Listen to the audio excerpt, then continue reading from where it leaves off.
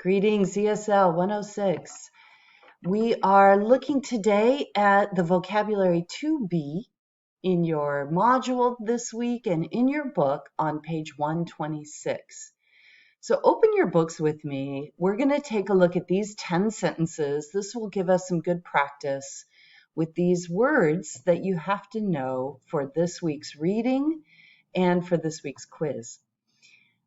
So you might want to pause the video here and finish the exercise on page 126. That's good practice for you. And now I'm going to go through each of those sentences and see if you agree with me on some good answers. Starting off, as usual, I'm going to encourage you to say these words out loud and to think about the part of speech that each of these words gives and that each sentence requires. Trying to make a match between the grammar of each sentence and then also the meaning of each sentence. So let's work that out together. Here we are looking at sentences 1, 2, and 3. Let's see if we have some ideas about parts of speech and what we can use here. Sentence number 1, it's talking about thieves. That's interesting. The thieves tried to run away. They will be caught. What part of speech is missing? I see the subject, I see the verb. I'm going to say an adverb, talking about how they will be caught, right? Talking about either time or manner when they will be caught. Let's take a look at number 2. For number 2, I have on a blank trip. So I see my noun trip, but I see that I'm going to have an adjective here. I'm going to have a description of that noun, something that describes the trip. I see with this word a something trip to Beijing. Number 3, he would have to something surgery. After to, I often get a verb, right? An infinitive with this modal have to. He must, he have to. Okay, let's take a look. What will I use here to talk about the thieves? The thieves will inevitably be caught. Hopefully you said inevitably, that sooner or later, it is unavoidable, they will be caught.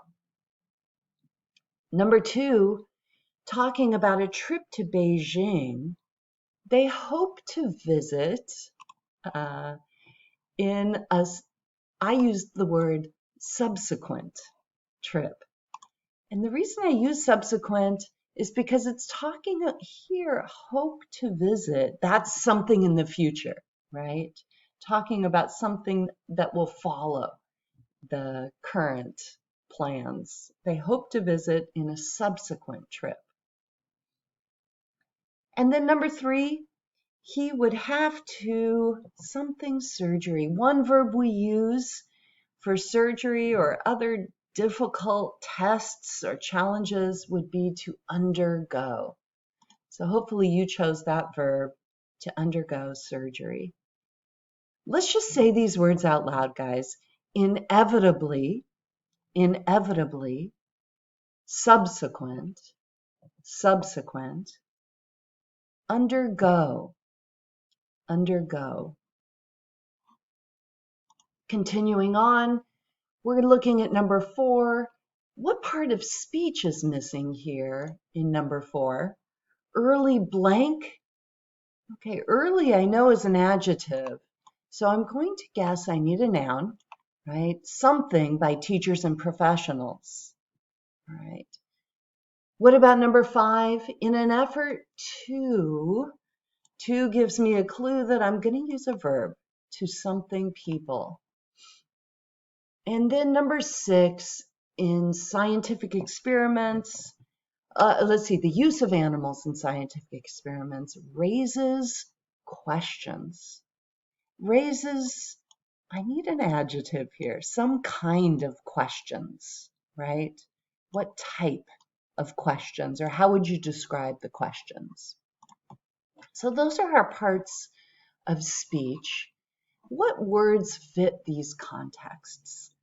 For example, in number 4, we're talking about teachers, other professionals helping, getting involved with troubled teenagers. So hopefully when you saw, oh, they're trying to help troubled teenagers, this would be a good place for intervention to come into a situation. Number 5, looking at the idea of powerful speeches, trying to get people to vote for them, these political candidates. This is a good place for motivate, right? To get people, to move people into action, to motivate them. And then number 6, good, talking about the use of animals in scientific experiments. All of this raises ethical questions. This was a good place for that adjective, ethical or moral questions, questions about right and wrong. Let's go ahead and finish looking at number 7. What part of speech do you find is missing here? Number 7 is talking about her ideas. They're too new. New is an adjective, right? And something. I need a second adjective that would work here to describe her ideas. Number 8, the members of the committee were blank opposed. Were blank opposed. What is missing here? I've got my verb, right? I need an adverb, okay? I need something that describes how they were opposed. Either frequency or manner. Sorry, an adverb. Good. Number 9, the broader blank of climate change. So broader is an adjective here. I need my noun, the something of climate change. And number 10, I have check the immigration something of incoming students. Immigration is a descriptive word. It's actually an adjective here, and it's going to be used with another noun. I'm sure you can guess what that noun is. Let's take a look at thinking about these parts of speech. Which adjective did you think fit in this sentence, talking about ideas that are new? And I see this word too, that word meaning too much, an excess, in excess, right? And so this is a good place for that word radical. They're too new, they're too radical. People aren't ready for them. They can't accept them. Number 8, the members of the committee. This is a good place to use uniformly, meaning they were all together as one. They agreed that they were opposed to the proposal. They were uniformly opposed. Number 9, talking about the effects of climate change. Which noun do we have that points to the effects or the outcome? In this list, we would use the word implications. The implications of climate change, right? The outcomes. And then number 10, this is the place where I would say status, immigration status. So let's just say these words together, guys.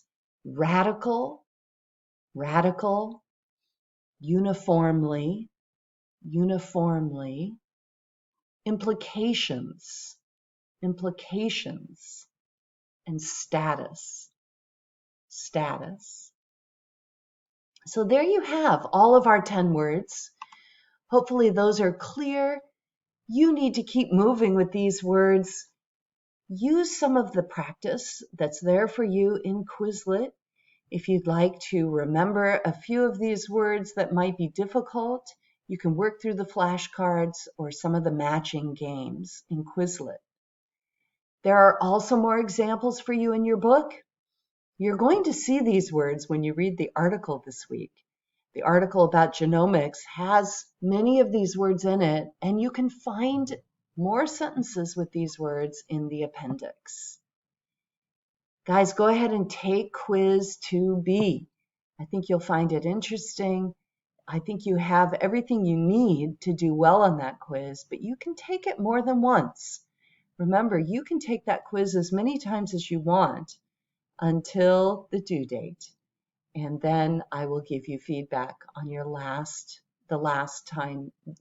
submission for that quiz. And look for these words as you read genomics.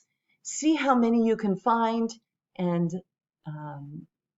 pay attention to the context or the examples that you find these words are used in.